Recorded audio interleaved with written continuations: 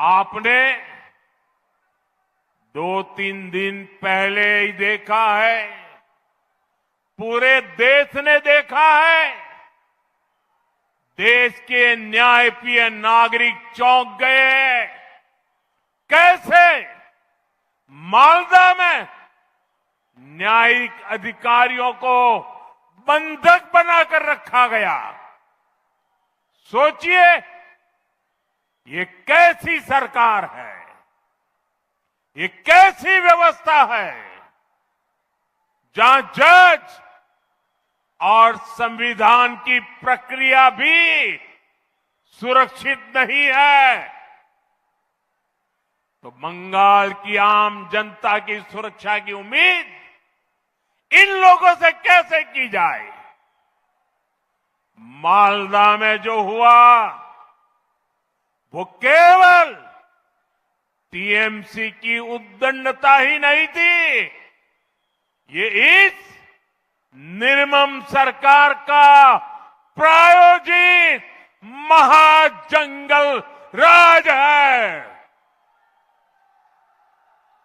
ভুলকে ভোট না দিলে এই বিজেপি শয়তানরা বাংলাটাকে দখল করবে, আর মুর্শিদাবাদকে দখল করবে, মালদাকে দখল করবে, উত্তরবঙ্গকে দখল করে বাংলা থেকে বাদ দিয়ে দেবে।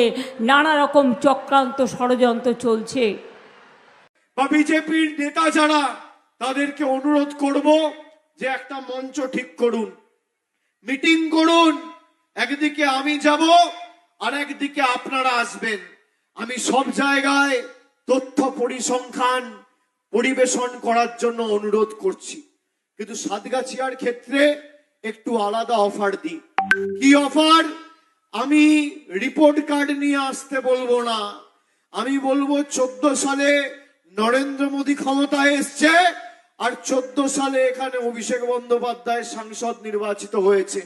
একদিকে আমার 12 বছরের রিপোর্ট কার্ড, আর একদিকে প্রধানমন্ত্রী যে লোকসভা থেকে নির্বাচিত হয়েছে তার রিপোর্ট কার্ড। আপনি নিয়ে আসুন, আমি আমার রিপোর্ট কার্ড নিয়ে আসবো। 12 বছর বনাম 12 বছর। আর যতদিন আমি আছি আপনারা চিন্তা করবেন না। কি ভোট? আপনি অ্যাপিল করুন। এই ভদ্রমহিলার নাম নাম্বার দাও আমাকে লিখে, আমি অ্যাপিল করাবো আজকে রাতের মধ্যে। আমি সারাদিন প্রচার করি, করে সন্ধ্যেবেলা সূর্যাস্তর আগে কলকাতায় ফিরে গিয়ে আপনাদের অ্যাপিল গুলো করাই, যাতে কেউ ভোটাধিকার থেকে বঞ্চিত না হন। ওনার নাম নাম্বার দাও আমাকে, একটা কাগজে আপনারা লিখে দিন কোন অঞ্চল। নস্করপুর, আমি যোগাযোগ করে নেব। আমি এখানে আস্তে আস্তে শুনছিলাম প্রধানমন্ত্রী নাকি 9 তারিখ সভা করতে আসবে, বোলপুরে বা সিউড়িতে কোথাও একটা সভা করবে। আসুন, বাংলায় আপনাকে স্বাগত। কিন্তু ভোট হলেই আপনারা পরিযায়ী পাখির মতো আসেন, ভোট শেষ হলে টাটা বাই বাই, তোমার দেখা নাই গো, তোমার দেখা নাই, আর খুঁজে পাওয়া যায় না। আমার চ্যালেঞ্জ মোদিজি, আপনি দেশের প্রধানমন্ত্রী, বিজেপির নেতা, আপনাকে চ্যালেঞ্জ রইল।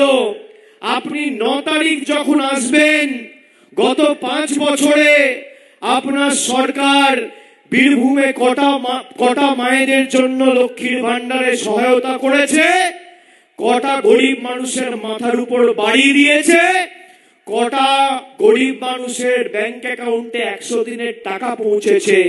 যদি আপনি শ্বেতপত্র প্রকাশ করে প্রমাণ করতে পারেন গত 5 বছরে একটা মানুষের জন্য 1 পয়সার বাড়ির ক্ষেত্রে আপনি সাহায্য করেছেন, রাস্তার ক্ষেত্রে 1 টাকার অবদান রেখেছেন, যদি প্রমাণ করতে পারেন গত 5 বছরে একটা বীরভূমের 100 দিনের শ্রমিকের অ্যাকাউন্টে আপনার কেন্দ্রের সরকার 5 টাকা পৌঁছে দিয়েছে, আমি তৃণমূলের হয়ে প্রচার করতে কোনোদিন আসবো না। আপনাকে চ্যালেঞ্জ করছি, আপনি শ্বেতপত্র প্রকাশ করুন।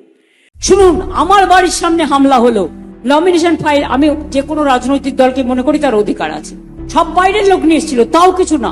তুমি যখন আমার পোস্টারে থুতু মারছিলে, তুমি যখন আমার পাড়ার মোড়ে দাঁড়িয়ে মা কালী মন্দিরের আমি একটা গেট করে দিয়েছি বড়, তুমি জুতো দেখাচ্ছিলে, তুমি অভিষেকের বাড়ি লক্ষ্য করে জুতো দেখাচ্ছিলে, তখন ন্যাচারি লোকাল লোকেরা প্রতিবাদ করেছে।